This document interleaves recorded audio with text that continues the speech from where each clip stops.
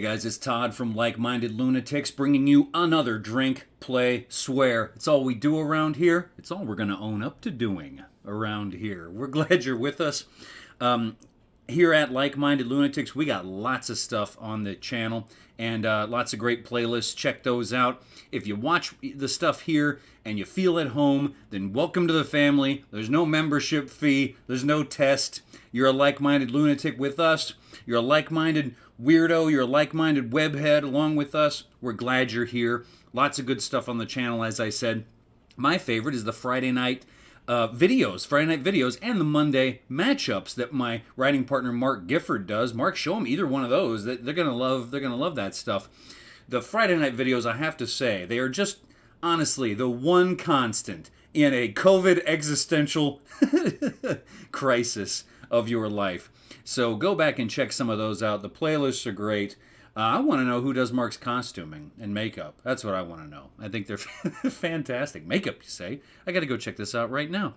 But here we are at Drink, Play, Swear. And what we do in this segment is play a game, usually a classic one, pair it with a beverage, and I like to tell you a story.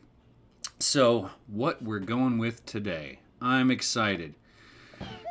You know, I mean, yeah, you could get mad about any Mario game, but doesn't this image bring memories and joy to you just instantly seeing the 16-bit Mario? Isn't that neat? So we're gonna play. Isn't that neat?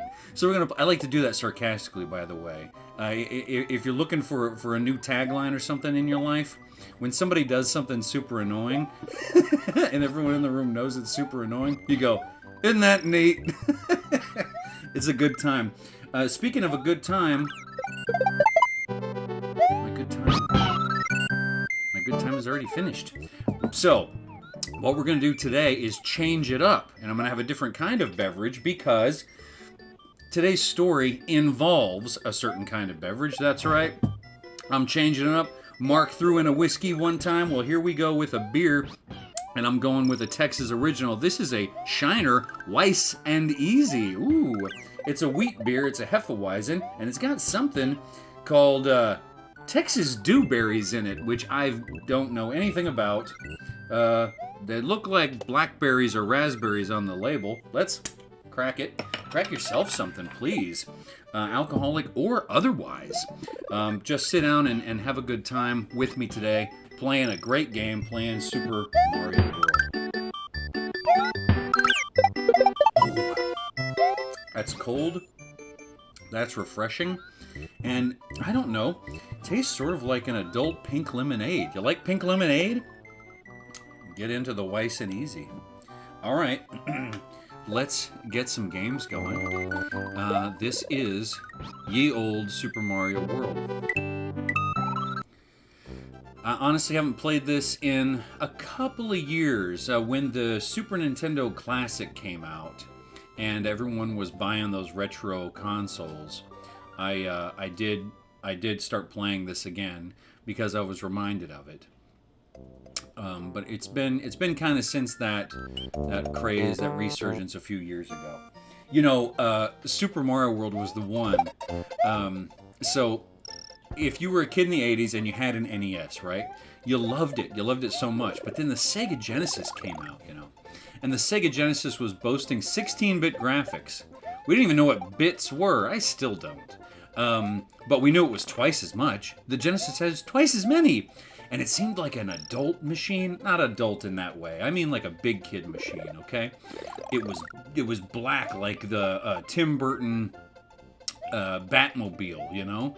It was cool looking, and it had these more adult games. The first iteration of it came with Altered Beast. What am I doing? That was ridiculous. Came with Altered Beast, which was, I'll play on here someday, a great, from the Genesis, a great little 16-bit side-scroller. And you just thought, boy, Nintendo's days are over. I was one of those kids. I begged my parents for a Sega Genesis. That was when they were teaching me a lesson in learning budget. And you know that age, about 8 or 9, and they're going to teach you about earning money. So I had to save my money, my allowance, doing chores. Eventually got the Sega Genesis. I was like, I'm through with Nintendo. You remember? You were wrong. I was wrong. We thought we were through with Nintendo because you had the cool grown-up games, and then you had Sonic. Sonic was pretty cool. Sega made up a word, blast processing, and made us believe that meant something, and that we had a superior machine in the Genesis. And then just shortly after that, right? The Super Nintendo comes out. This game was the pack-in. And it's bright, it's beautiful, and it's a great game. And we all came back, with our hat in our hands going, sorry, Nintendo, we always loved you. And Nintendo took us back. But anyway, today I want to talk, I want to talk about food today, because I was telling a story to you guys recently, the New Year's Eve story in New York. You can check that one out again. It just went up last week. We're talking about food, and I got to thinking, really good meals, they're stories all by themselves, just great food. So today's story is about great food. And it's also, and I promise, after this one, I'll maybe take a break on the New York stuff, because some of you are like, we're over it, Todd. Yes, you lived in New York for a while. How special for you, I get it. But anyway, I'm going to tell a New York story today, and I'm going to tell a food story today. Living in New York, as a grad student, you don't have a ton of money, You don't have a ton of money, and so you're looking for any way you can to have an affordable meal. I got to remember to imbibe. So, the internet existed. This was 2006, but, the iPhone didn't exist yet. My wife and I had Blackberries. She was my fiance at the time. Had Blackberries and a crummy little browser, a mobile browser, and you could search, New York, how to eat cheap or whatever. And we would try out little places. But the best one wasn't the one that we found in one of those magazines. It was a place discovered while I was going to school down in Greenwich Village. I don't like Yoshi, by the way. I know that's unpopular, but I'm leaving that dude behind. You're a problem, bro. No one likes you. Well, a lot of people like you. I don't like you. I said it. I don't like Yoshi. So, where was I? Yes. I went to school. I did my MFA in New York. At the new school down in Greenwich Village, and there was this wonderful spot that everyone who went there knew about because they had pretty inexpensive beers. What am I doing? I don't even know. Pretty inexpensive beers, but here was the thing. The place was called Spain. It was on 13th Street, between 6th and 7th, but just right off 6th. And they had tapas. It was a straight up, come on, the pickup, oh, the football player's gonna know. Okay. This place was a tapas place. It was a nice restaurant in the back, but in the front, it was just this one room little bar. With this old man behind the bar. It was great. This old bald guy behind the bar, well-dressed guy who was kind of not happy about being there, but he was there 24 hours a day. And he had a cat sitting on the bar next to him.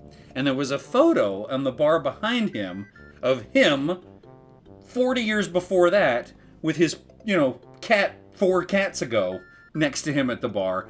So you'd walk in, you'd see him standing there and his cat, and then behind him a picture of him and his cat standing at that same bar. That was Spain. And but the great thing about Spain was if you sat at the bar instead of going into the restaurant, every time you ordered a beer, they brought you free tapas. And it was great if you were broke and needing a bite. And they were good. It wasn't like, stuff you were not excited about eating. What did I do to myself here? All of you who play Mario World a lot are like, what are you doing? Oh, you know what? Kill me. Watch this. Put me somewhere else, please. So, you'd go in. And I'd go in with my buddies from school after class. Now, class was at nighttime from 8 p.m. to 10:30. And you get out of class, and you'd go have a beer real quick before going home. So we'd go in to Spain, and get, I did it again, and get a beer or two and some tapas. And the great thing is, as I said, it was good food. So the first time, you just get like a Budweiser or something. They had like 3 beers. It wasn't this craft stuff, right? Like this. You'd get the first round. So you get your beer, right? But pretend this is a, Budweiser. Get your Budweiser. And at the same time would come out just a little dish of meatballs. And the first time you were there, you think, oh, that's nice. Some places will bring out pretzels or peanuts, and this is actually a prepared dish. It's hot. Let's try it. Little toothpicks. You get the toothpick, pop it in. Wow, this is a special meatball. They were smallish, but you got about 6 of them in a thing, and everyone who had a beer is getting one. So if you got 4 people there, it's a little table of food. So that was exciting. The thing is they would send out different tapas. You would never, just like in New York, you would never request a certain thing. You know what I mean? This is free food they're bringing you with your beer. So you start hoping that they'll bring you certain things as you try more of the items, but you would never say, could I please have the something? No. Bad etiquette. So you get the meatballs. And they're delightful. And then maybe you get a second beer and you get the meatballs again. So, the first couple of times that you go there and just casually have 1 or 2 beers, you'd probably only tried the meatballs. And this was like clockwork. After the second beer, if you ordered a third beer, they would bring you fried potatoes. Potatoes bravas. And it was New York style, so they were deliciously thinly crispy fried potatoes, and they had Frank's Red Hot on it because it's New York. Everybody's got Frank's. But, man, they were really good. Just crunchy. And they remind me of the Texas State Fair when you get those sort of spiral potato crisps, really, really good. And you get those. So then you get those. And then you order again, and you'd probably get more meatballs. And then maybe more patatas bravas. So if you're there for a 6-pack, you're going to have a couple. So it got to be kind of a fun thing when I saw my classmates at the new school would you would update them on what you'd had. So if you go to Spain and someone's like, hey man, I had something else. Like I had something I never had before in the free tapas. Really? What? They had a Spanish tortilla. Now the Spanish tortilla is troublesome to this story. I'm gonna have to admit something to you that I normally just try to not talk about too much. I don't like eggs. I don't like eggs. Now, obviously, cake has eggs in it. And cake is a delight. And I even like, fried rice. And I know there's scrambled egg in that. That's fine. If it has some egg in it as a part of the dish, it's not a big deal.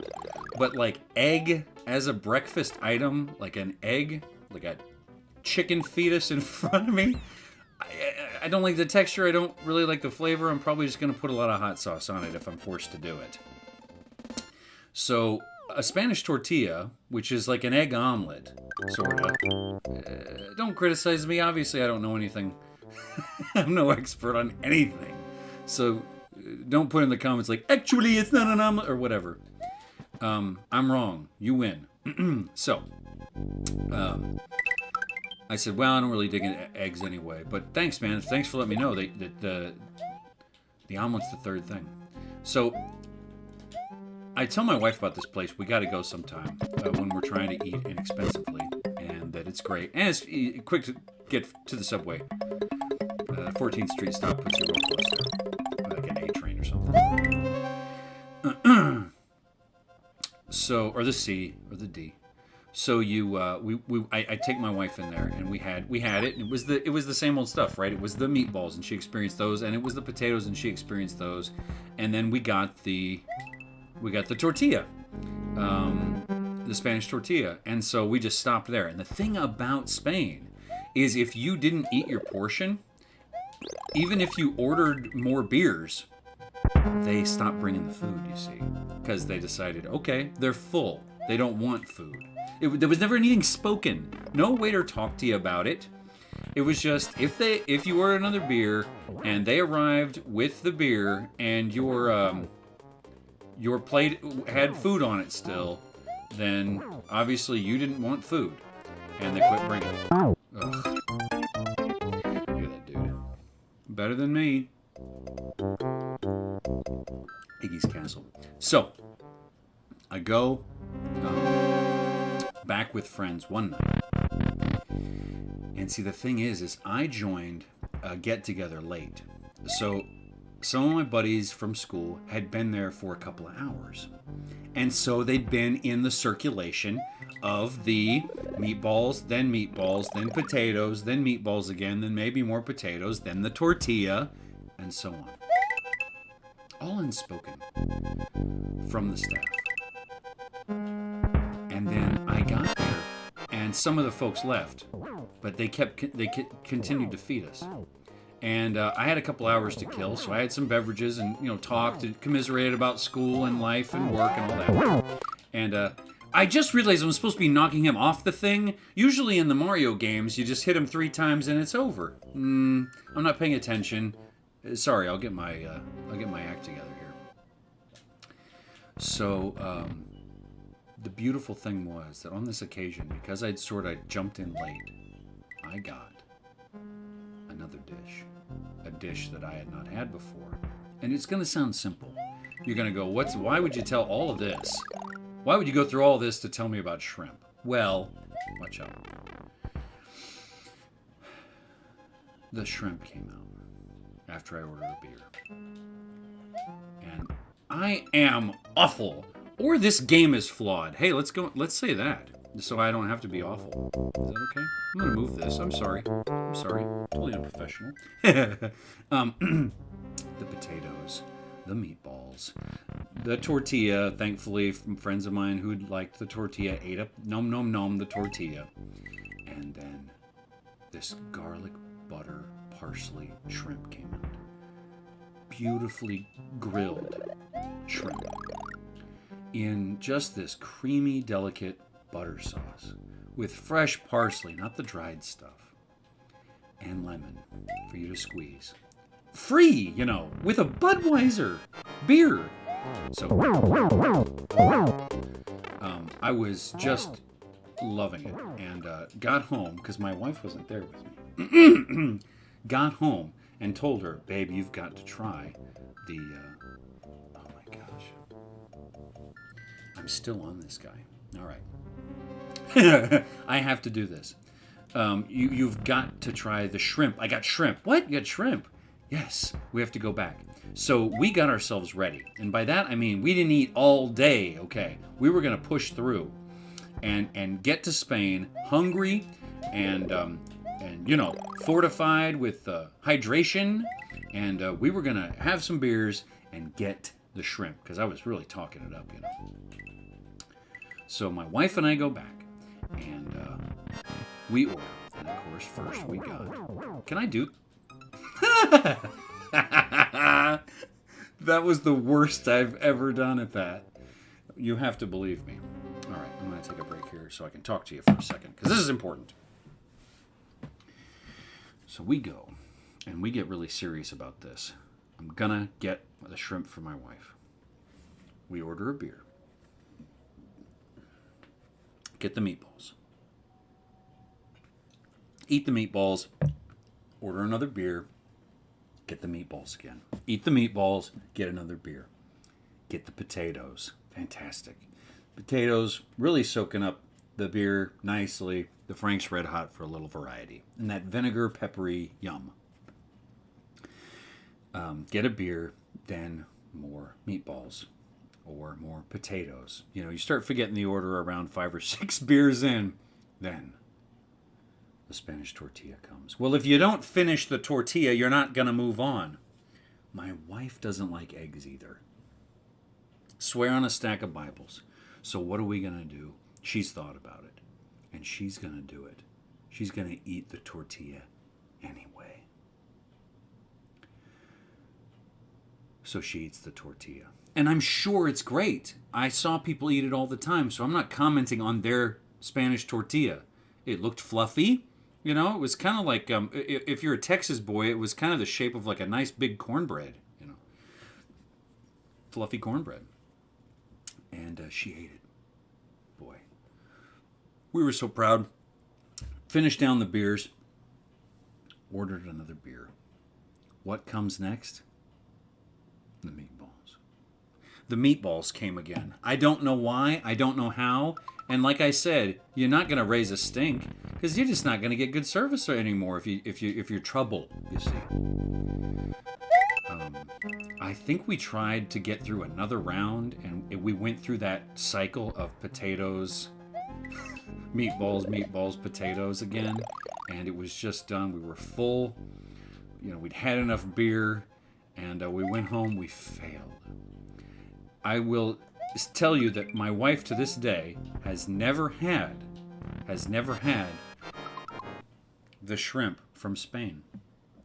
We tried one more time when we graduated before we moved back to San Antonio and did not get the shrimp. That was back in 2008 when we moved back to Texas. We have been back to New York twice since then, and each time have gone to Spain specifically to go through the trial again to attempt to get the delightful garlic, butter, parsley, lemon shrimp. One of the times, both of the times, they were closed. Not closed as in never opening again. Closed for cleaning. Closed for whatever reason. We went there on the wrong day. We have yet to accomplish it. We have yet to accomplish it. Someday we will. Someday we will. And someday I will beat the first boss of the game. Is it right now? It's right now. You know what? My mediocrity surprises even me. But we did it.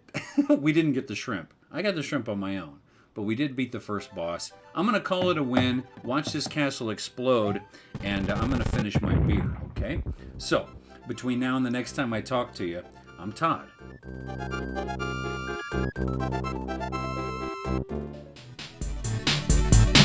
See ya.